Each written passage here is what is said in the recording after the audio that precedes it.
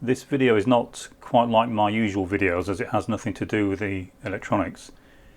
This is about a restoration of something I bought off eBay that some people may find interesting, and also partly to act as a warning about things that you do buy off eBay.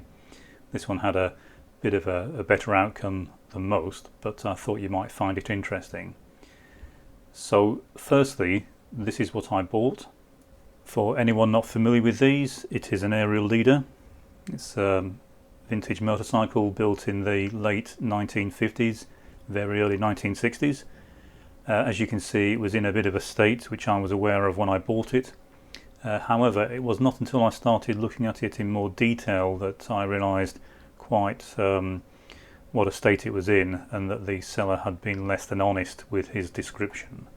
He classified himself as being familiar with motorcycles, but he failed to mention the items that I'm sure that anyone that deals with motorcycles and is watching this video will recognise that were tucked away inside the carrier.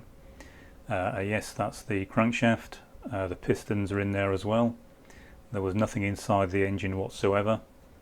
The rest of the bike was in a bit of a state. There was quite a few things missing, and I did realise at this point, this is within 5 minutes of it being delivered, that I should really give up on it and not proceed.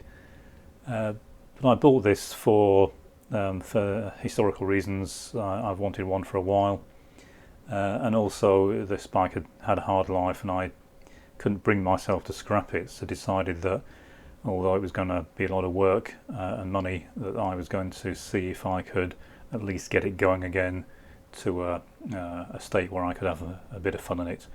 I don't ride motorcycles on the road anymore. It used to be my primary mode of transport, but I haven't ridden them on the road for nearly 40 years. But I do have a little bit of land that I can have a bit of fun on them with. And that was my intention.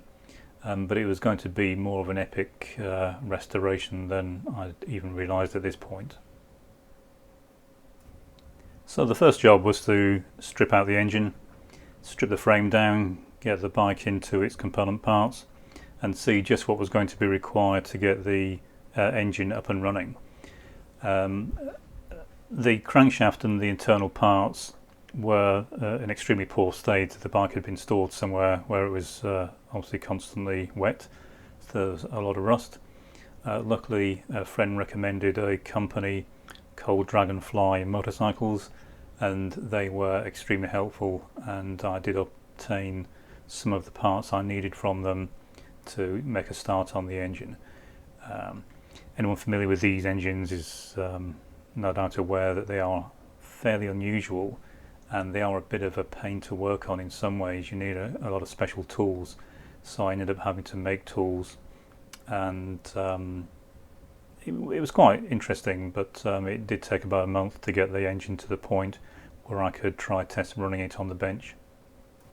So once I had the engine running on the bench, the next step was to address the bodywork issues. The Ariel's a bit of an unusual bike in as much as the chassis was made from pressed steel rather than a tubular frame like you get on most bikes, and this just meant there was more work to do in terms of stripping it down, cleaning it up and repainting it.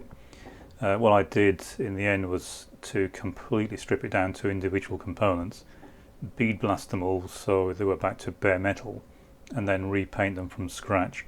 And I did that for every single part on the bike, so every single bit of bodywork and the panels, the brackets, everything was bead blasted to bare metal, primed and then painted, and that took probably 3 months to complete. The colours may be a bit unusual. It's not the usual vintage motorcycle colours, but as a friend told me, this should be the colour that you want to paint it.